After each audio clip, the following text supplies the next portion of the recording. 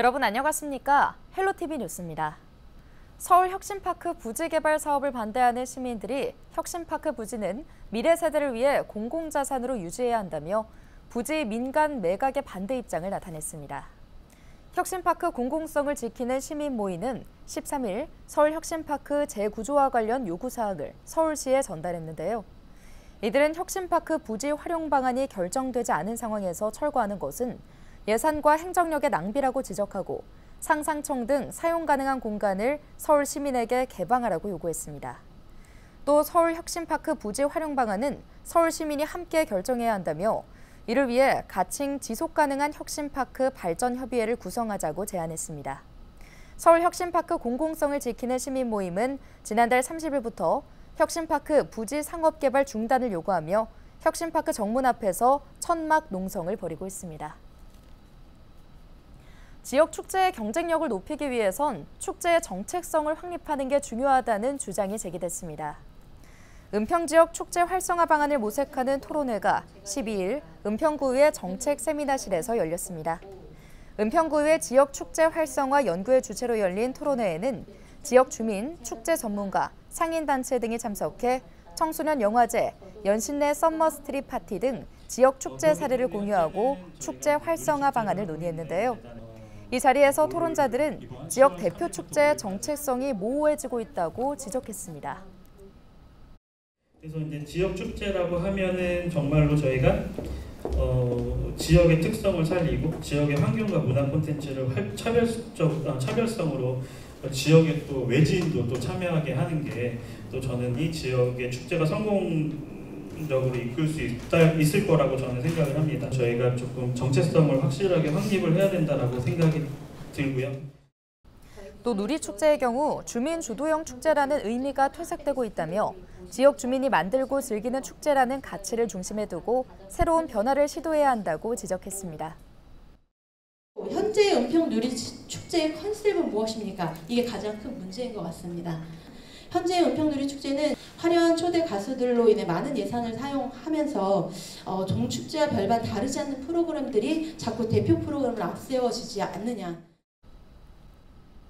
주요 축제가 대부분 불광천에서 진행되면서 휠체어 이용자 등 장애인들은 축제 참여가 어려운 실정이라며 장애가 되지 않는 축제를 만들어야 한다는 의견도 제시됐습니다.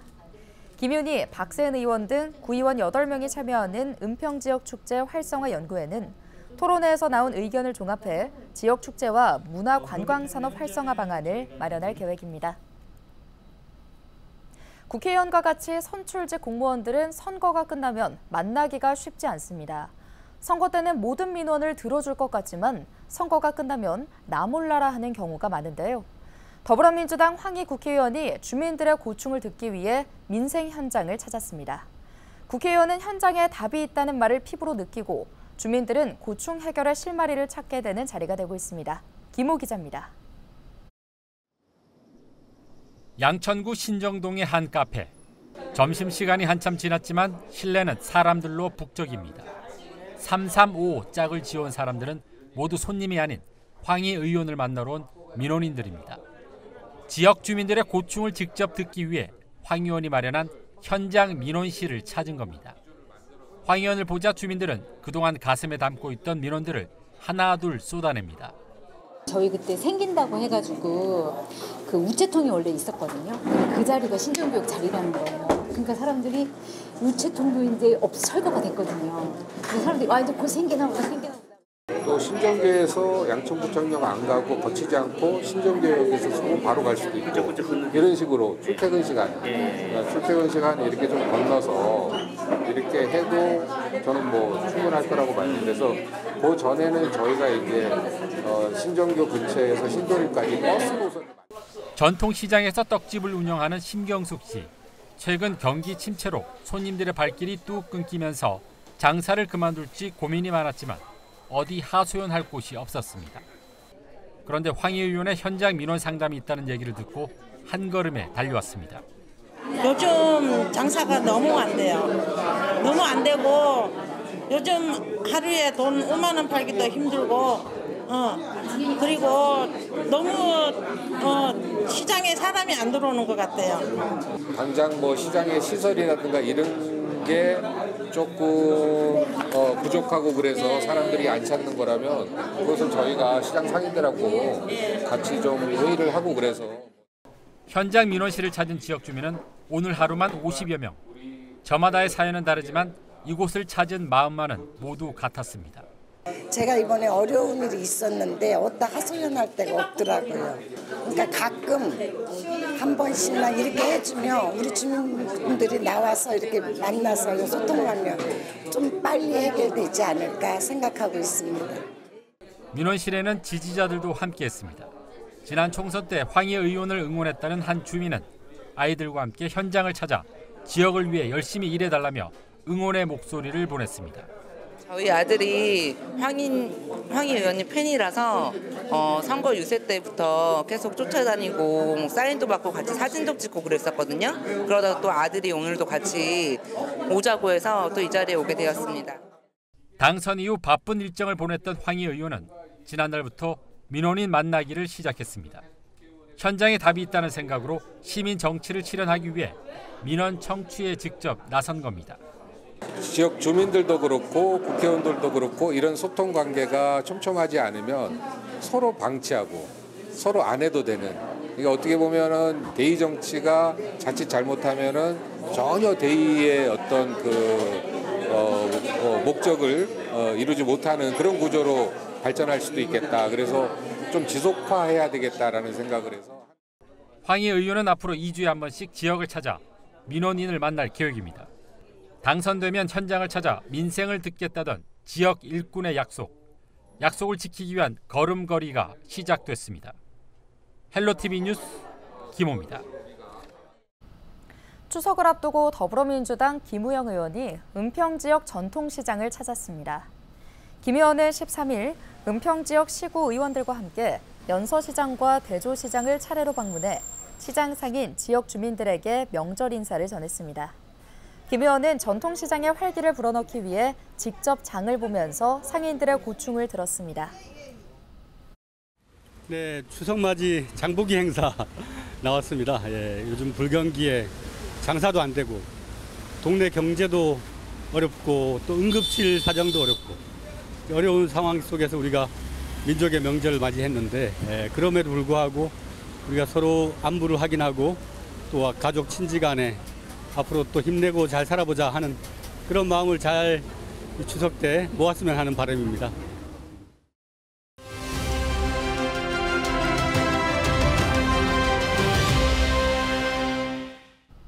정부가 수도권 서부 지역에서 서울 도심권까지 접근성을 높이기 위한 교통대책을 발표했는데요. 실제로 우리 지역에서 서울까지 이동 시간을 얼마나 줄일 수 있을지 이세진 기자가 자세히 짚어드립니다. 서부 수도권에서 서울까지 출퇴근 시간 최대 36분까지 단축.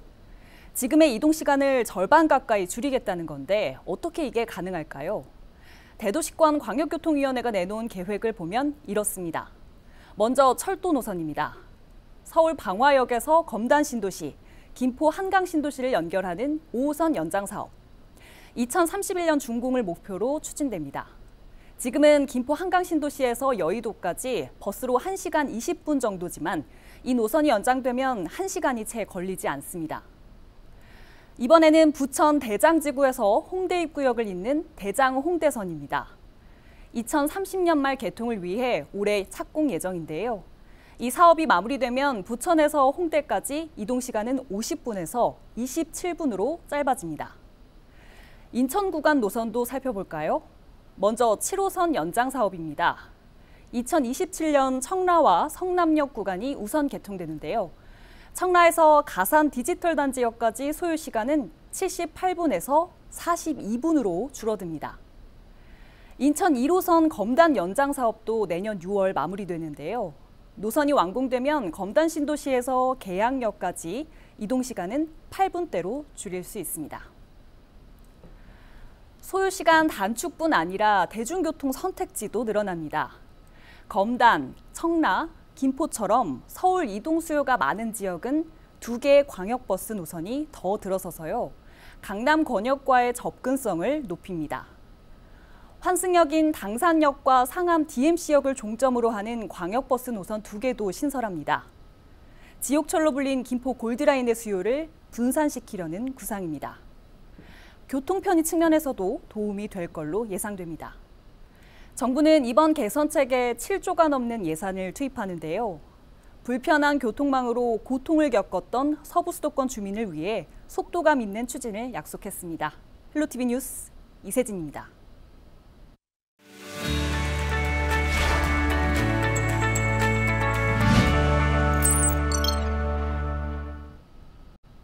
우리 지역 국회의원들의 한 주간 활동 사항을 전해드리는 국회는 지금입니다. 더불어민주당 박주민 의원이 포괄 임금 계약을 금지하는 근로기준법 개정안을 발의했습니다. 포괄 임금제는 기본 임금과 수당을 분리하지 않고 전체 합한 금액을 임금으로 지급하거나 실제 근로시간과 관계없이 각종 수당 등을 일정액으로 정해 임금을 지급하는 방식입니다. 박 의원이 대표 발의한 개정안은 일정액으로 임금을 지급하는 포괄 임금 계약을 금지하고 사용자가 근로자의 업무 시간을 기록해 이를 고용노동부 장관에게 제출하도록 하는 내용을 담고 있습니다. 더불어민주당 김우영 의원이 지난 10일 은평 노인종합복지관을 찾아 추석 명절 합동 차례를 지냈습니다. 김 의원은 어르신들이 여생을 편안히 잘 보내실 수 있도록 국가정책을 잘 만들어가겠다고 했습니다. 더불어민주당 이용선 의원이 지난 11일 열린 외교통일위원회 전체회의에서 북한 오물풍선 살포 등 주요 현안에 대해 질의했습니다. 이 자리에서 이 의원은 북한의 오물풍선으로 국민의 안전이 위협받는 사태가 발생할 수 있다고 우려하며 통일부에 시급한 대책 마련을 요구했습니다. 또 탈북민의 정착 지원 문제에 대해 질의하고 관련 제도 개선을 촉구했습니다.